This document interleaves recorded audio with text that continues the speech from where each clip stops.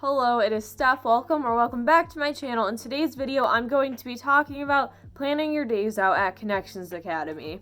So, the hardest part of online school is probably planning out your day and the lessons because you don't have a teacher who's telling you what to do. You're just kind of going along by yourself and you get confused and distracted in what you really need to be doing. I have gotten comments in my videos about people getting frustrated with keeping up, and I have a very hard time myself. At the moment, I have 4 overdue lessons, oh well.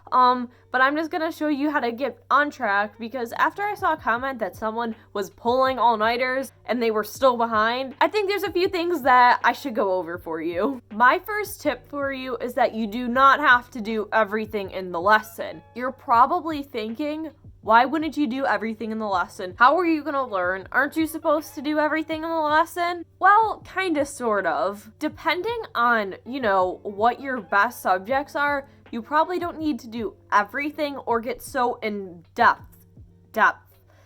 It's so in-depth into everything, So, Connections Academy has a lot of these videos linked in their lessons called Teachlet tutorials. Now, I hate Teachlet tutorials. They are long, I don't learn anything, and they make me want to go jump off a cliff. So what I do instead of watching this long 15-minute video and knowing nothing, I just click on the transcript below and I read it instead, and that saves me so much time, so much energy, and I still learn more. Not really. Teachlet tutorials don't really teach you that much. Sometimes, I don't know, I don't like them. That's my opinion. You can like them and watch them if you want or need to. Another example of this is when I took Spanish, at the end of every lesson, they would always have this thing where they'd want you to write a paragraph or a few paragraphs or something. Now, unless this was for a graded project, I didn't do it because I actually did really good in Spanish and my lowest grade was a B+. For me, it was pointless to keep going through and doing all these extra activities that were taking up more of my time that could be spent on other subjects since I didn't really need help with the subject that was assigning me all this stuff.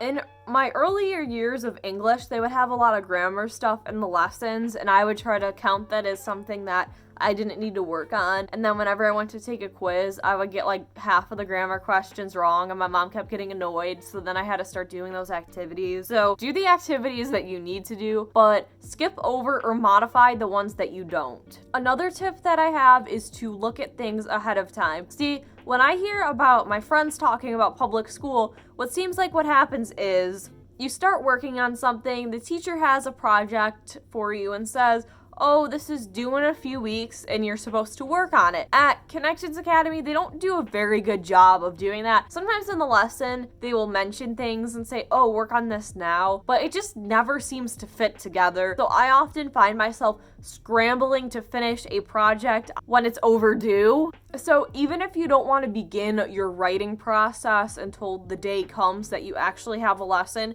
just make sure you look ahead at what that portfolio is going to be so you know what to expect by the time you get there. And if you're reading a book and the portfolio is about it, and if you know what the portfolio wants, then when you go through your lessons, write down some things that you think you'll need in the future, and that should help you a lot better. I'm still trying to improve on doing this, but I'm kind of a procrastinator and I just scramble at the end. Don't be like me. The next suggestion that I have for you is to skip some live lessons or watch the recordings at another time. Now, in 6th grade, I literally used to go to every single live lesson and I was behind all the time. And then I figured out that I didn't need to go to every live lesson. Right now, the only lessons that I go to are history and chemistry because they're the only ones that I could use some extra help in and that I truly enjoy. I don't go to English live lessons because I always have a good English grade because it's my best subject, sort of. So there's no reason for me to take around an hour out of my day to go to a lesson. Also,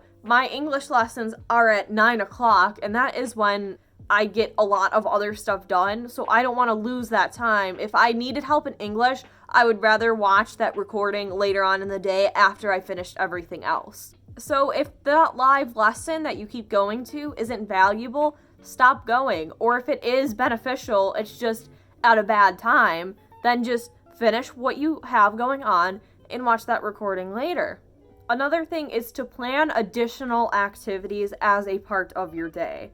Oftentimes at Connections Academy, we make a lot of mistakes and we need to do corrections. So what you're going to want to do when you plan out your day, I make a list for myself every day. You're probably going to want to write down that you need to get these corrections done and count it as like some part of your school day, because it's a Sunday afternoon and I just spent an hour doing chemistry corrections because during the week I just wrote down my lessons and I was like, oh, I'll do my corrections later. I'll do it later. And now I literally only had one more day left to do them. My teachers keep making all of us do these mandatory SAT practices, which I'm not even taking the SAT, so it's kind of silly. But what I am doing is I'll put like one of the practice tests in some of my days, like not every day, but I'll just pick a random day and I'll say, okay, I'm going to do my SAT practice, a part of it this day, because I need to get this done because I'm going to forget about it because it's an extra activity that's not showing up in my planner, and also I keep forgetting to do it because I'm not taking the test, so why would I be thinking about it? I know Connections Academy can be very difficult because they do love to throw all these things at us. Another thing I suggest to you is you don't need to take notes about absolutely everything. I used to spend a lot of time writing down stuff that literally wasn't even on any test or anything and had no overall importance to my grades, so I stopped. I probably don't write down enough stuff.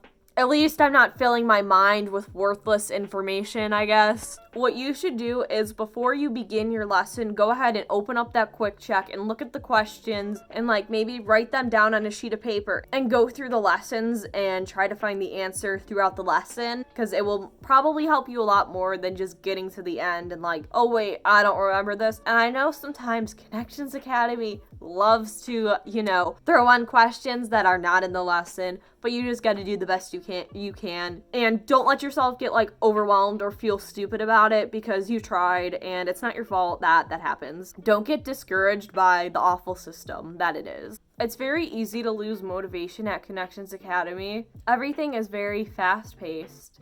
I haven't had like any motivation since the second week of school, but I'm trying to get through it, and I know you can too. There's just one thing I can't tell you though, and that's how to stay caught up in math. Because I am 3 algebra lessons behind, because they don't give you enough days to review. I'm sorry. If you know how to get caught up ahead in math, comment down below, because I don't. Good luck to you if that's what you're behind in. Anyways, that is the end of the video. Go ahead and comment down below, your biggest struggle at Connections Academy or any other tips that you may have. And you may want to subscribe because I post Monday and Friday at 6 p.m. Eastern Standard Time. I post online school content and like other random fun things too. Okay, that's all I had to say. Bye!